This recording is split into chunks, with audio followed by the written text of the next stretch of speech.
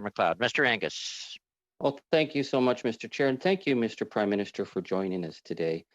I agree with you. Canadians are in the worst medical and economic catastrophe in a century. And I think what's very frustrating for me is that we've worked very hard across party lines to reassure Canadians that we are putting their interests first.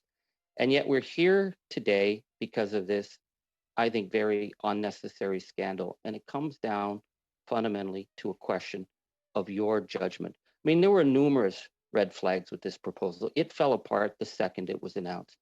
But the question that sticks with people is you've been found guilty twice of breaking the Conflict Interest Act. That you seem to have this, you give an impression anyways, that you don't believe that the laws that define what politicians can and cannot do applies to you.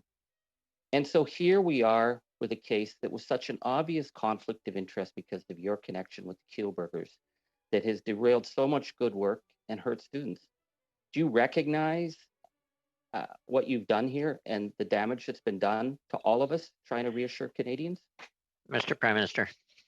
First of all, Mr. Angus, through this pandemic that, as you say, has been extraordinarily difficult and impactful on Canadians, we have remained focused on them. We have delivered to over 8 million Canadians the Canada Emergency Response Benefit, a wage subsidy that has kept businesses going, commercial rent assistance, support for seniors, support for students, a $9 billion package, of which, yes, this volunteer program was a part. And it is disappointing that we're not going to be able to give grants for students who are volunteering across the country so far, and we still are working on that, obviously. But at the same time, Mr. Angus, you need to know that we have delivered concretely for Canadians.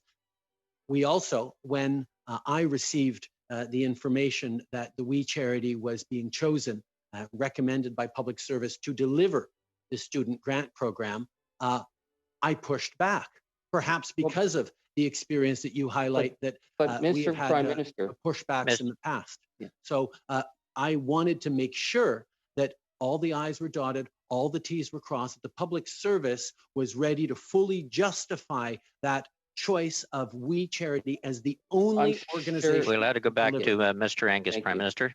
I guess the issue is that for Canadians, the idea that this was the only game in town, that we was the only game in town, I'm sure around your cabinet it probably was.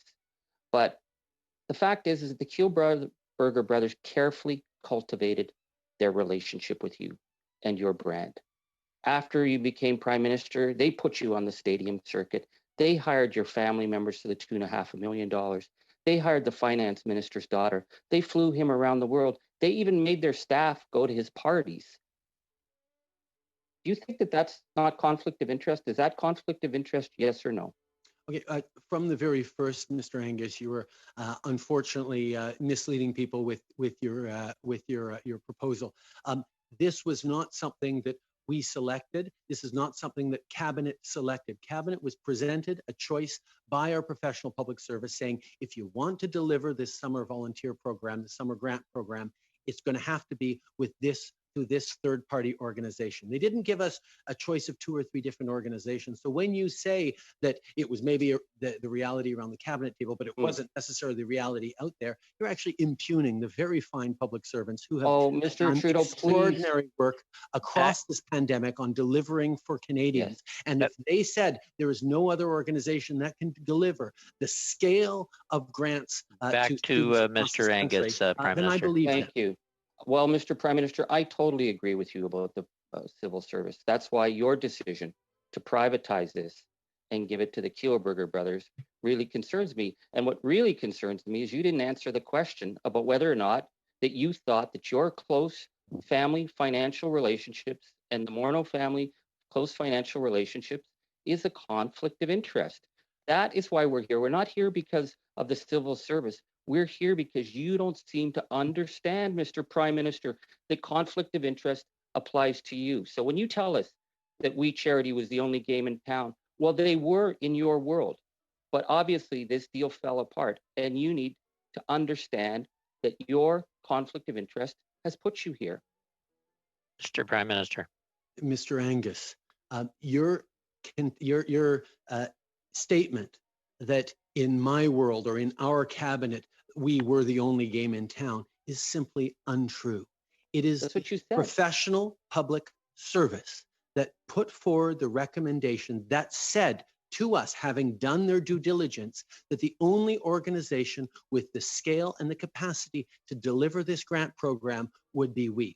Personally, I thought we were going to be able to deliver it through the Canada Service Corps, which I created 2 or 3 years ago and was all about rewarding service and creating opportunities for service for young people. I would have loved to seen it supercharged and accelerated to be able to deliver many thousands of opportunities for young people throughout the country. But that wasn't able to be done. And the public service themselves made the recommendation that we had to go with We Charity. And I was not involved in that last question, at all, Mr. Angus, and it'll have to be a very quick one. Well, very quickly, Mr. Prime Minister, as the former youth voice, you could have been talking to the Federation of Students when you were telling them that they were not eligible for CERB, when you told them to work for less than the minimum wage, when you pushed this deal with the Kielburger brothers and refused to recuse yourself, and not a dime has gone out the door. Over to you, Mr. Prime Minister. Thank you. Mr. Angus and the NDP have said this a few times, this idea that volunteering is somehow working for less than the minimum wage. I'd like to remind Mr. Angus, Mr. Angus, the Prime Minister has the floor. The heart of this country. And people get out and volunteer not for money, but because they want to make a difference in the world. And if you start calculating every volunteer as working for less than the minimum wage, then you are missing a really important part, Mr. Angus, of the fabric of Canada. And getting young people to step up and volunteer is something we will have to end that round.